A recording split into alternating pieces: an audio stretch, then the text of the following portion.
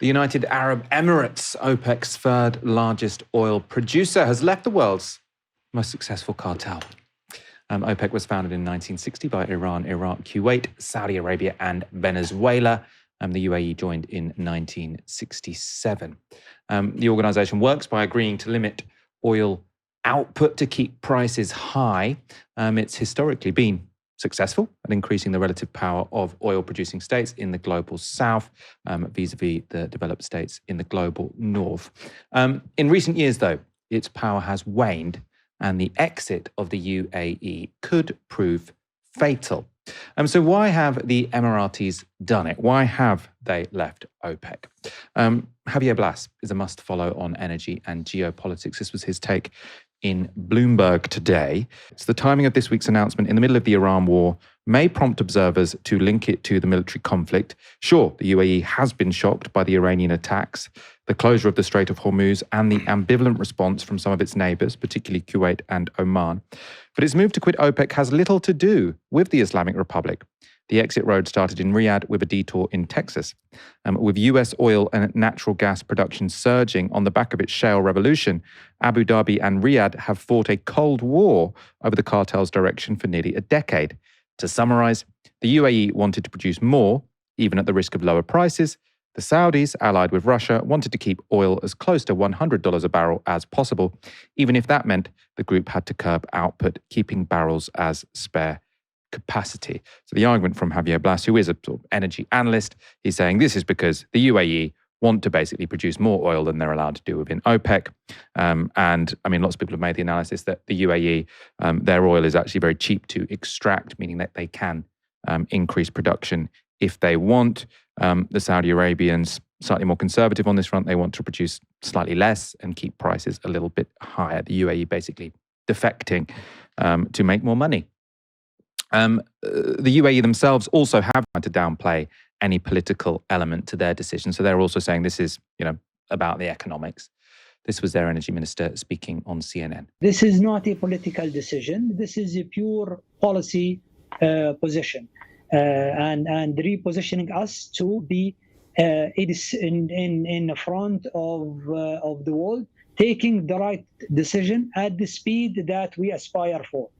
To us, it's the consumers are critical.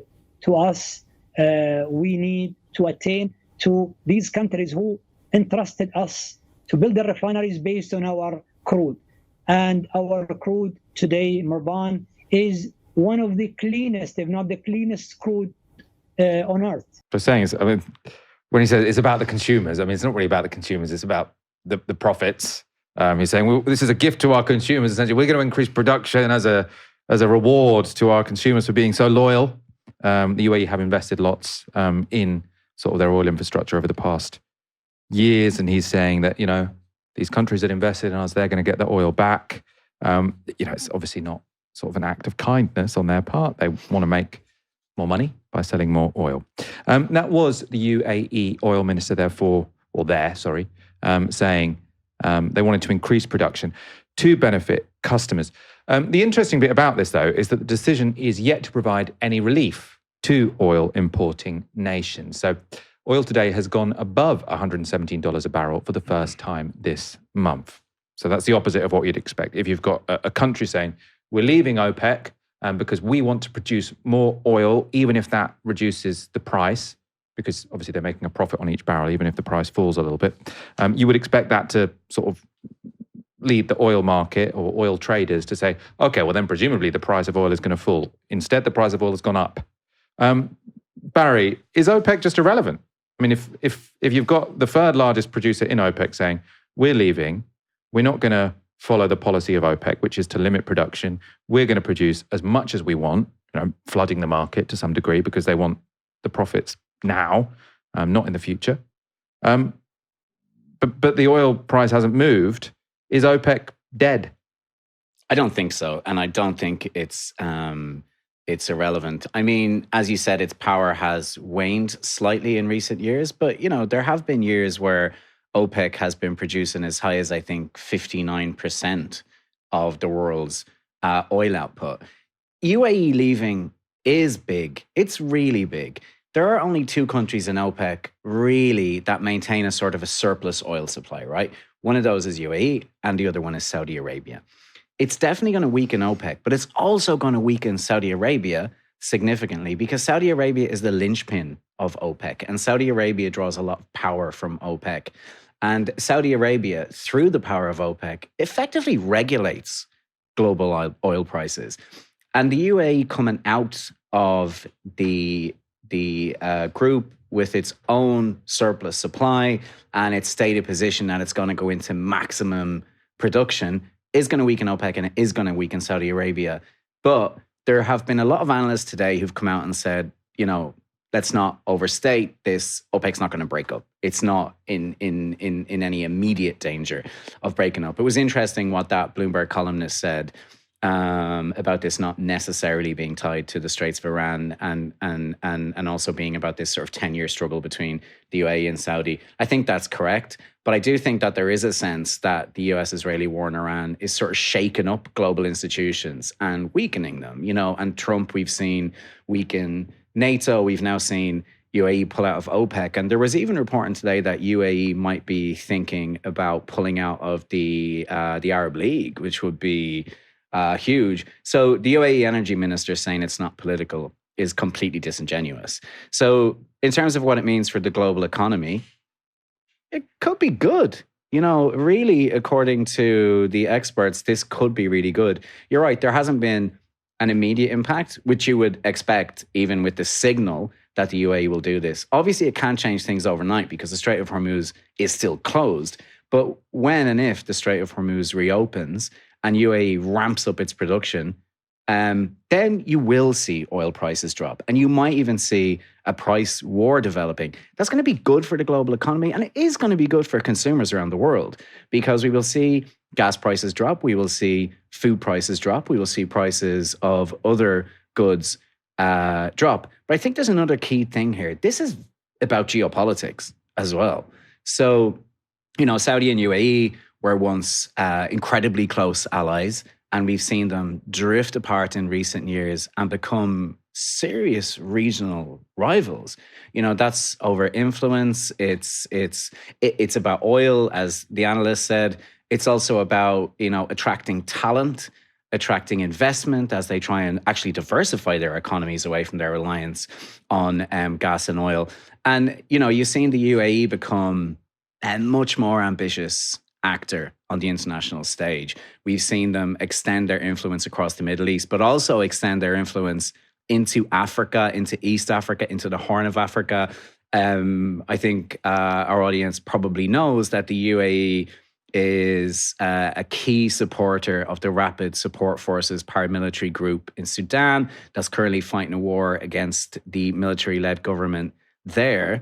And that war would not be going on without UAE support because it's UAE support that keeps the Rapid Support Forces powerful on the battlefield, and notwithstanding the fact that they're committing war crimes and acts of genocide.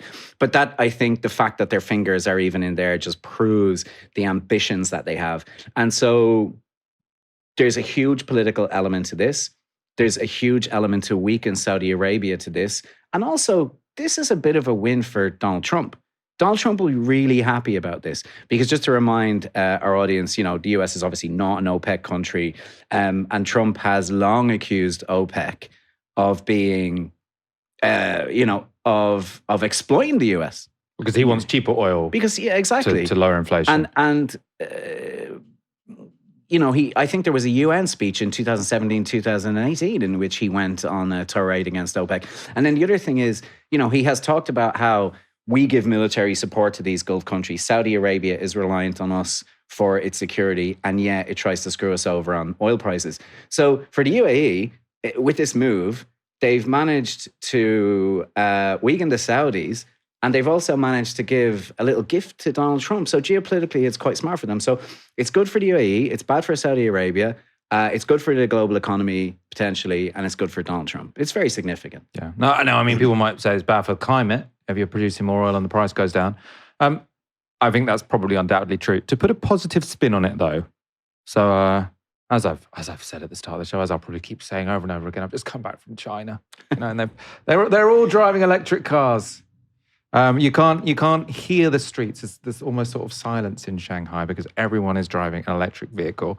And what the UAE's sort of play here makes me, if you want to put a positive spin on this, they've made it a choice to pump their oil out now instead of in 10 years' time. So the whole idea of OPEC is that you slowly release your oil to keep prices high, knowing that you're going to be able to sell it in 10 years or 20 years or 30 years. So there's no rush, essentially.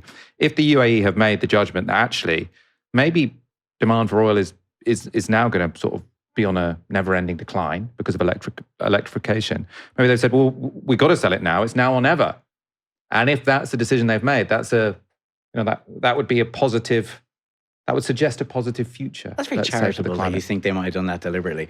I mean, but you're right. I think, not deliberately to help the climate. I mean, it would be in their if they think there's going to be a dramatic green transition, it's in their self-interest to sell it now instead of wait. Sorry, yeah, you're right. Sorry, I'm being facetious. But I mean, they have tried to position themselves as a country that's really trying hard with the green transition. I mean, I think they even wasn't there a COP meeting in the Emirates, which a lot of people were really shocked about. Oh no, I mean, it was probably inappropriate. Was it? Was it in Qatar? Maybe, or was it the Emiratis chaired a COP meeting? Anyway, there was one in that significant region, involvement in a COP meeting that a lot of people were surprised about, but. But I said earlier, they're really trying hard to diversify their economies. And that's one of the reasons why there's huge rivalry between Saudi and the UAE. So they get that oil is running out. So you may be right that it's... the demand for oil is running out. Sorry, the demand for oil is running out. Because they got oil for years. They might get that's coming down the road. Did you travel in a robot taxi? No, I still think robot taxis are more of an American thing. I thought they had Waymo in China now.